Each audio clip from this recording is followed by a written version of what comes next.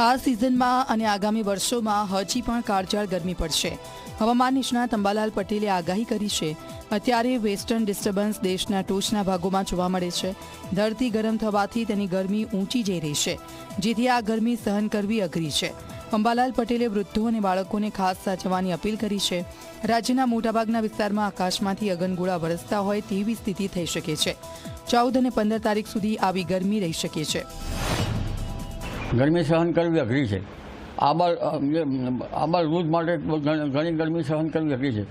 વૃદ્ધ માટે અને બાળકો માટે કામ સિવાય બહાર નીકળવું અઘરું છે, કારણ કે કામ સિવાય બહાર નીકળવાથી ઘણી વખત હીટ સ્ટ્રોક આવી જાય અને બાળકોને લૂ લાગી જાય તો પછી ત્યાંની મુશ્કેલી મોટી થઈ શકે, વૃદ્ધોને પણ મોટી મુશ્કેલ થઈ શકે।